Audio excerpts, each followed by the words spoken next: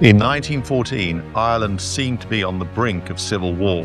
But then the First World War changed everything. For a time, the Irish question was pushed aside. But it did not disappear.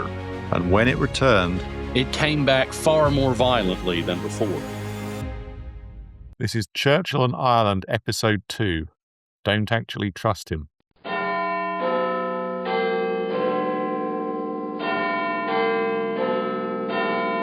Welcome to Churchill, the finest half hour. I'm Dr. Warren Dockter, and with me always is the Eamon de la Vera to my Michael Collins, Professor Richard Toye.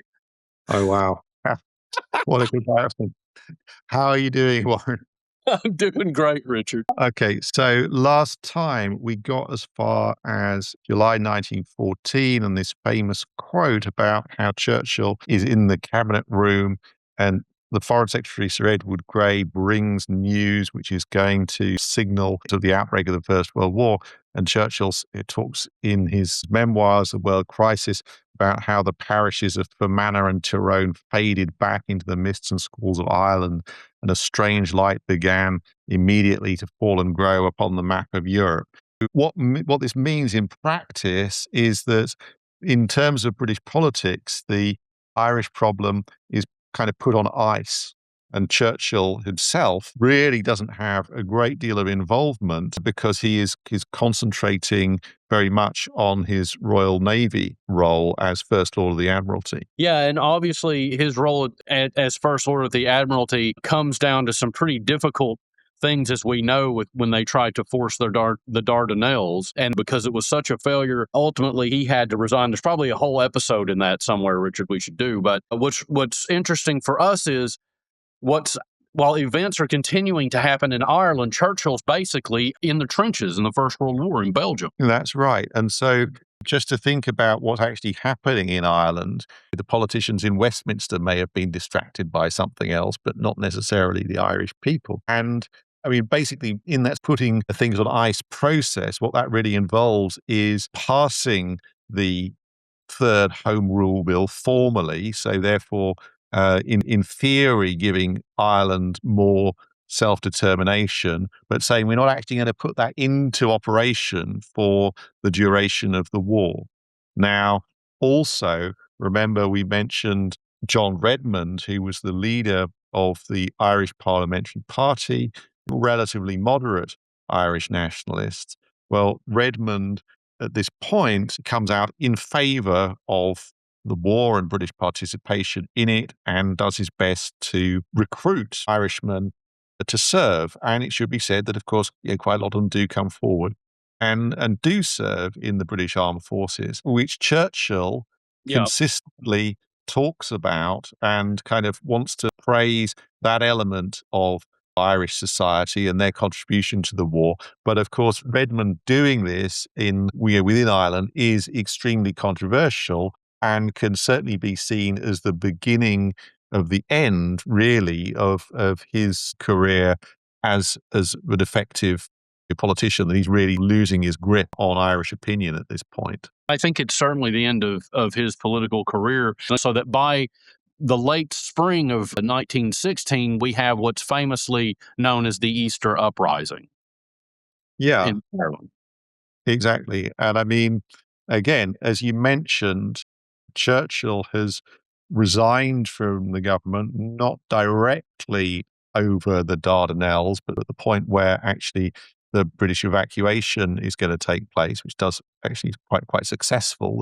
The leaving is much more successful than the attempted invasion. But he has then gone to serve, as you mentioned, in the armed forces in Belgium. And so in a way, when the Easter Rising takes place in 1916, Churchill manages to keep his hands clean from an event which does a lot of damage to many other key politicians who are in the cabinet.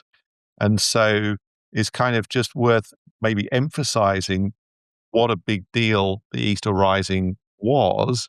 I mean, I don't know what you think about this, but I'm thinking it could be seen as the British Empire's 9/11.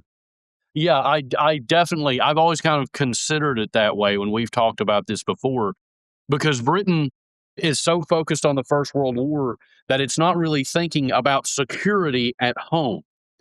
Yeah, and I guess what I'm going to emphasize about the Rising is that the rebels were not choosing what was probably the most militarily sensible strategy. If you were really trying to take over Dublin, you would not do what they did, which was to take over the central post office and then go out front and put up a notice announcing the birth of the Irish Republic.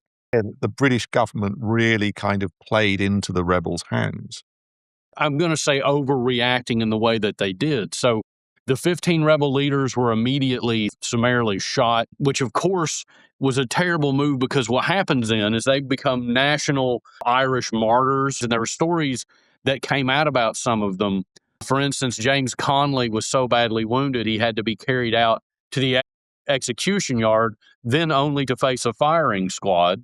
And I mean, you could well argue that the actual military response was also an overreaction because Dublin ends up in sort of a bit of a smoking ruin. And the military seized control and starts sort of over the course of 10 days or so implementing these executions. The government, remember, of course, is led still by Asquith, the Liberal, but now since 1915 is the head of a coalition government rather than as a purely Liberal one. And eventually they kind of put the brake on and say this is kind of going too far. But at this point, it is too late because these people, in their own mind at least, have been martyred. Which leads again to a political situation whereby you have people who had been moderate become increasingly radicalized. But what's really important for us as we're Churchill scholars is Churchill's view of this. And you can see that basically the kind of moderate home rule movement, like we were talking about with John Redmond, had been completely kind of destroyed. And so Churchill later talked about how he saw Ireland, this is after the 1916 uprising, how he saw Ireland as the sick and ailing child of the British Empire. And his fear was that Irish nationalism was not just a local issue, but a canker that could potentially poison relations across the English-speaking world. And it's not just the English-speaking world. It's also his view of empire in India, his view of the empire in Egypt. And so Churchill, I think, sees an amalgam where this is like, wow, we have lots of elements, and if this gets out of control, this is going to be a problem in India and elsewhere. Absolutely. So as a cancer almost. I mean, he consistently sees a link between extremists in Ireland and those elsewhere. He's the one who's characterizing them as extremists or terrorists or conspirators, really. But in the aftermath of the Rising, there kind of attempts suddenly by the British to take this seriously and to try to find a solution which will please the moderate nationalists and be acceptable to the Unionists, the Protestants, particularly dominant in the north, led by Edward Carson. And so Lloyd George is a key figure in this, both before and after he becomes prime minister in sort of the end of 1916. Because if anybody who could paper over the cracks, Lloyd George could do it. But by this point, the moderates have already been undercut by Sinn Féin, a previously obscure minority party. Now, it wasn't necessarily the Rising itself which suddenly triggered the success of Sinn Féin just in its own right, because a lot of people in Ireland were not that pleased about the Rising, particularly if they lived in Dublin, which had just been reduced to rubble in large parts of it. And when the rebels are being taken away, you've got kind of people shouting at them and heckling them and saying, what the hell were you doing? And now it is in 1918, events on the Western Front, where the so-called Ludendorff offensive, the German breakthrough in March 1918, creates a new sense of panic and the idea that conscription should be extended to Ireland, which is just a gift, another gift Yeah. to Sinn Féin. And so in the 1918 election, remember Churchill is back in the cabinet by this point from 1917 as Minister of Munitions. So although he's not a member of the War Cabinet, he's kind of again holding some responsibility. And I just want to point out his journey back in from the trenches in Belgium. is largely down to his friendship with the man who can paper over anything, David Lloyd George, right? But basically, David Lloyd George has brought Churchill back in because they're bros. Well, Just putting that out also, there. I would I would say, having written a long book about Lloyd George and Churchill, which is called Lloyd George and Churchill: Rivals for Greatness, In many ways, by I the was way. baiting you. I would say that Lloyd George saw him as being more dangerous, possibly on the outside than on the inside. But the key point is that Lloyd George, who's from Prime Minister from 1916, calls a general election just after the armistice in 1918, which he and his coalition win hugely. But what happens in Ireland? Well, Sinn Féin won a huge amount of seats, 73 out of 105 seats, while the moderate home rulers only had 6 seats. I mean, that's a remarkable landslide. And so essentially that's totally destroyed the sort of the moderate nationalists. But Sinn Féin decide on principle they're not going to participate in a British Parliament and therefore abstain. And they follow that policy to this day. There are still Sinn Féin MPs who get elected and they don't take their seats. And so instead, they set up their own kind of alternative, from the British point of view, illegitimate, but at any rate, kind of unofficial parliament. They would say it was the official parliament of the new Irish Republic, which didn't really quite exist yet. And so they established this parliament, the Dáil, in January 1919. And thereafter, the country plunges into a war just at the point, and this is going to be a good moment for a break, at which Winston Churchill has been appointed Secretary of State for War and Air and becomes one of the key figures tasked with suppressing this new rising.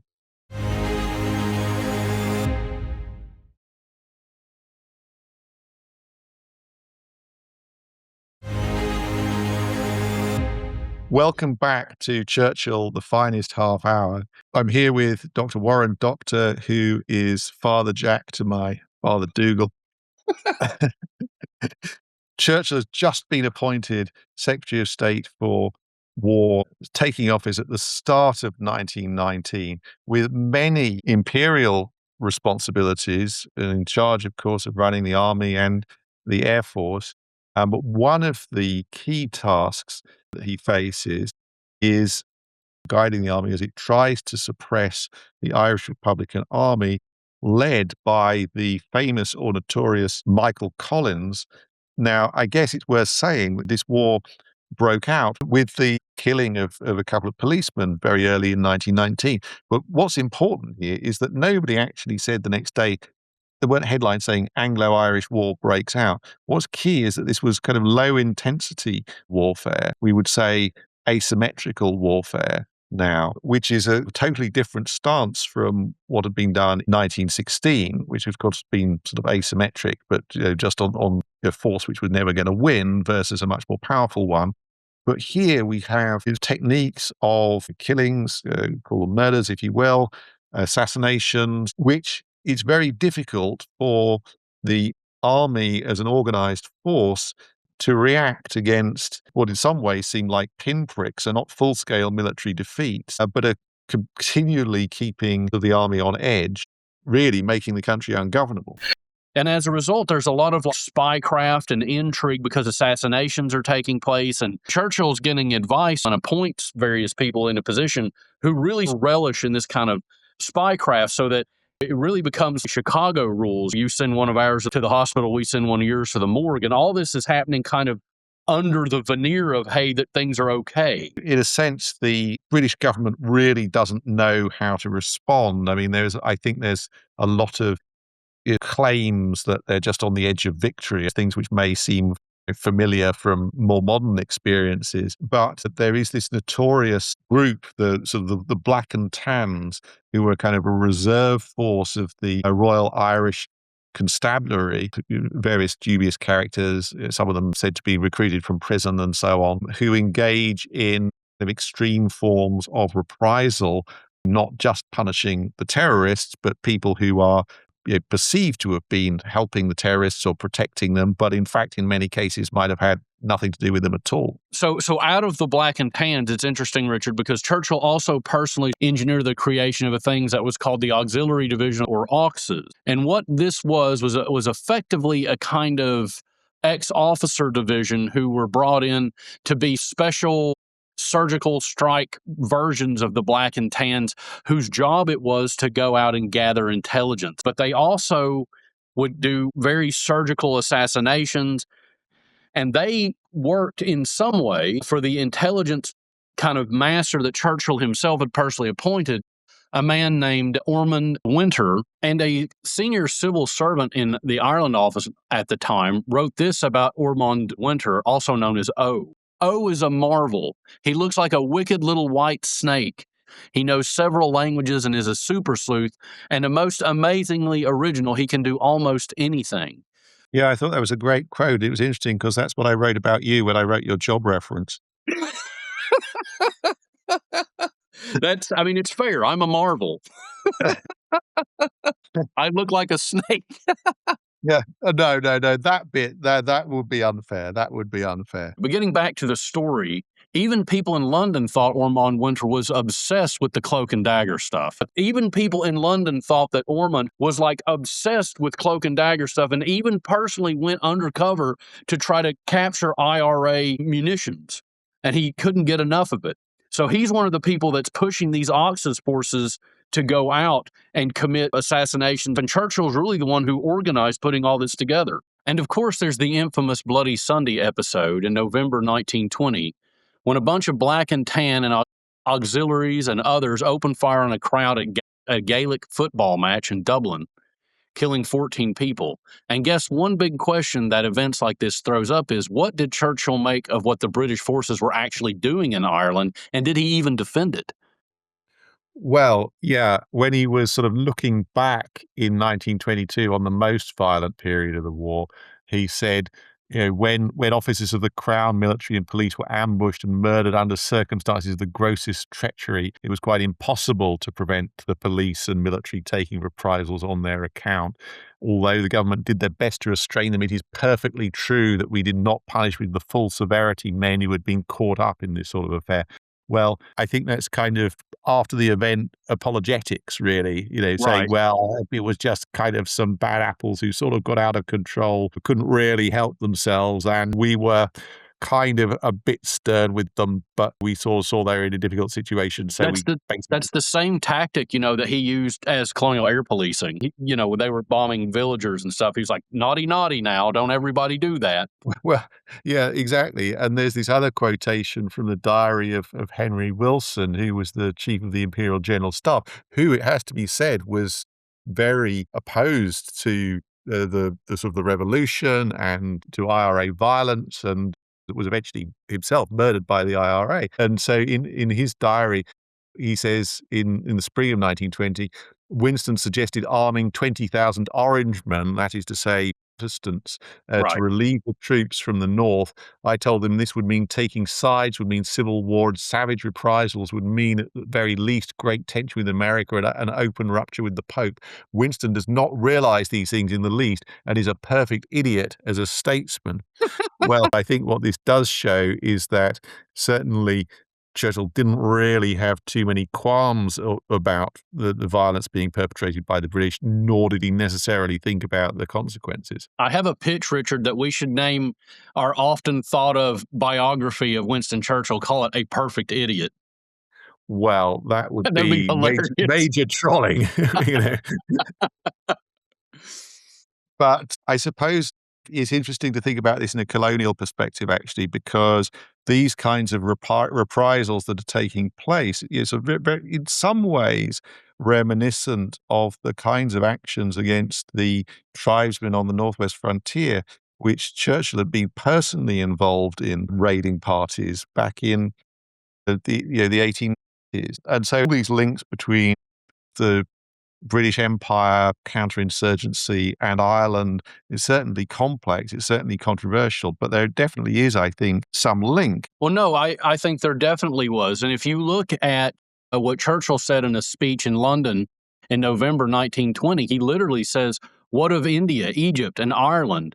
Do you not think it is possible there is some connection between all the revolutionary and subversive elements by which we are now being assaulted? Why does Lenin send money to Sinn Féin? So he's clearly linking all of this subversive, in his mind, activity. But I suppose the key point is that although Lloyd George is claiming in sort of late 1920 that all this is working, he says, by the steps we have taken, we have murder by the throat. It's not working at all. No, in fact, it's going pretty terribly badly. So, but this is the state of affairs that continues until about 1921. And at this point, and I think this is interesting, that Churchill himself is transitioning from being Secretary of War, to a lesser degree Secretary of Air, into being colonial secretary. And so now he's having to think about political solutions rather than military solutions.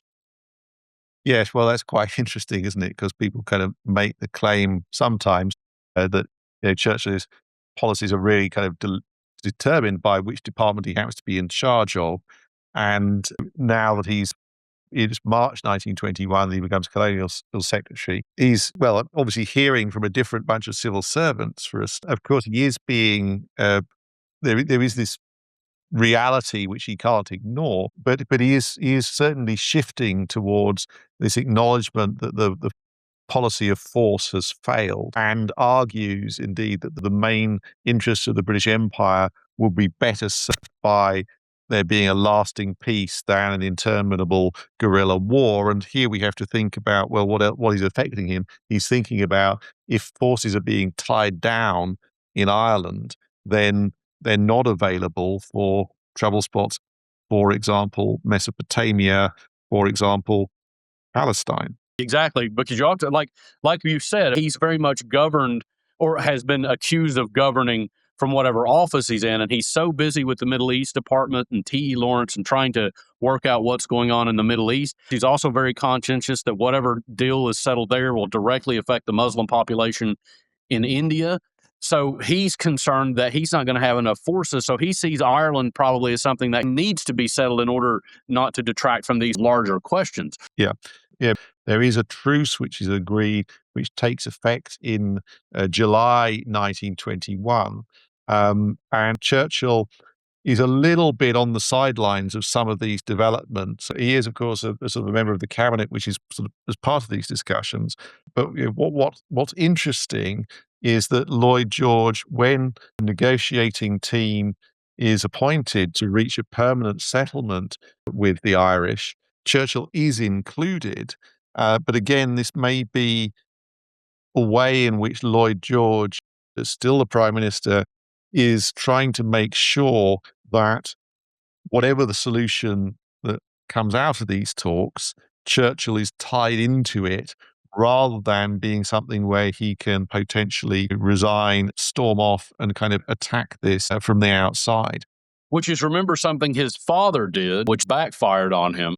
And also, I mean, I'm obviously convinced by your book about Churchill and Lloyd George. And I do think it would be best to describe them in this situation as frenemies, and that he's very keenly aware that Churchill needs to be tied in. So they're having formal negotiations at this point with Arthur Griffith and, of course, Michael Collins. And I believe the American audience would be familiar with him, played by Liam Neeson in the film Michael Collins, which is very popular here in the U.S. Yeah, Collins is a kind of legendary figure.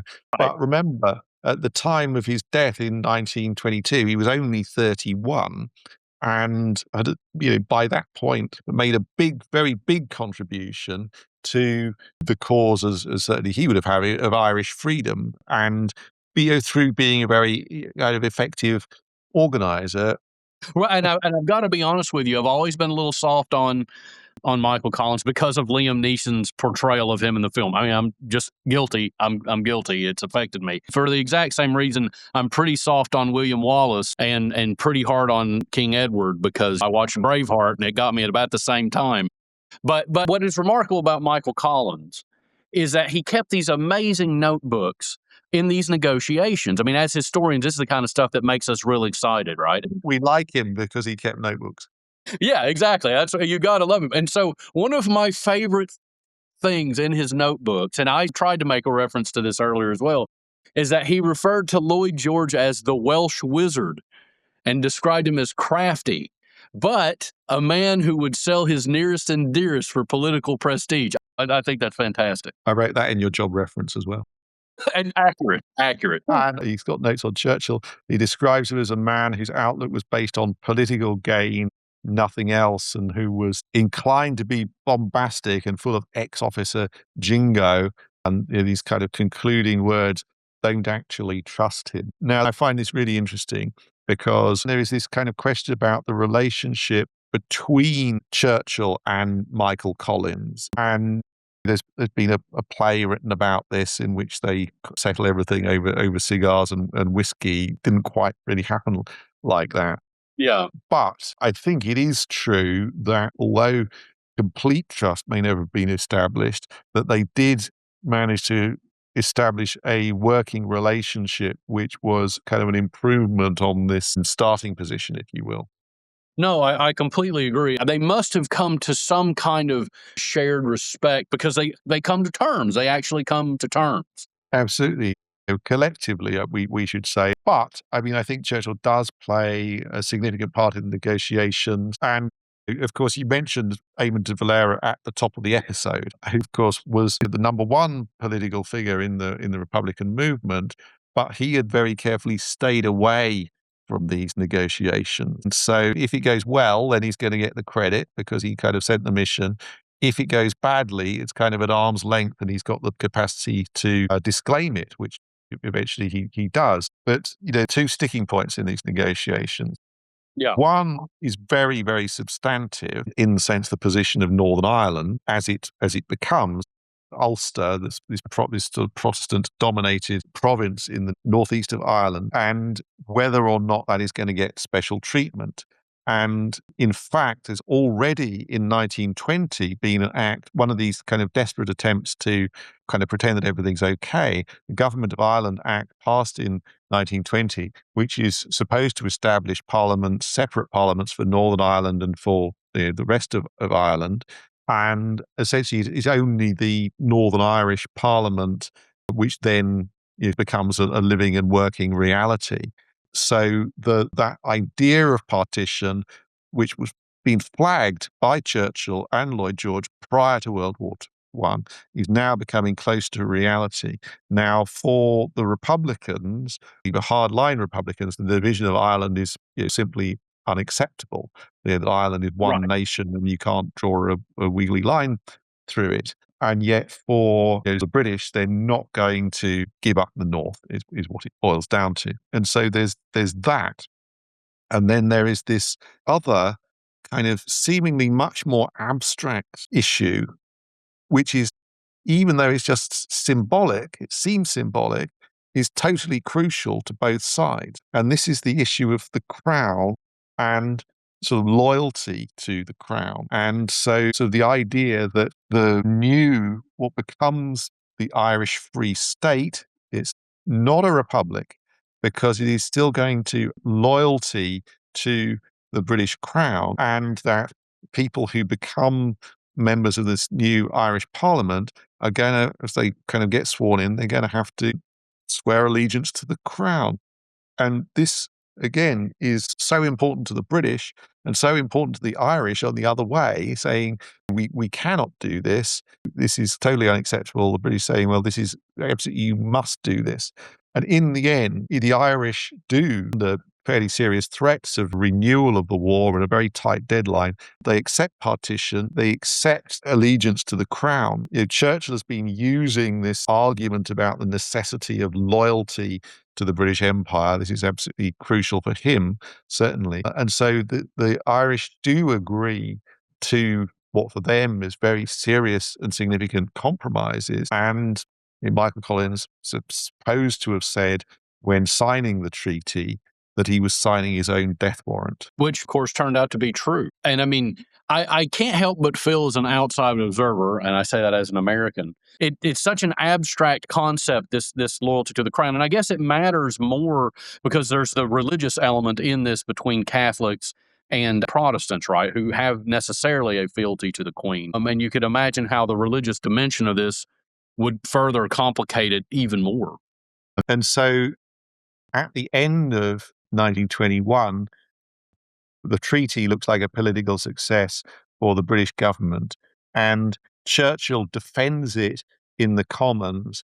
And again, with his colonial secretary hat on, puts this in an imperial context. So he says, every colonial statesman will feel that if this succeeds, his task in his dominion of bringing people closer and closer into the confederation of the British Empire will be eased and facilitated. So he's kind of saying that it isn't just a local solution to a local problem, it is an act of generosity on behalf of the British Empire, which keeps the Irish Free State within the empire because of this allegiance to the crown, which he put so much effort on. So he's really trying to say, if I could put it like this, look, it might seem as though there's been this guerrilla warfare which has forced the empire to its knees, but in fact, we're not giving in. We're giving. This is a sort of a gift which Britain is giving to Ireland. It speaks to his philosophy of being magnanimous in victory, I think. Yes, or in this case, being magnanimous in defeat. By 1922, Churchill had moved from repression to negotiation and helped create the Irish Free State, while also helping confirm partition. But the peace was uneasy and came at a cost. And Ireland would continue to cast a long shadow over Churchill's career. Join us to find out just how next time on Churchill, the Finest Half Hour. And in the meantime, KBO.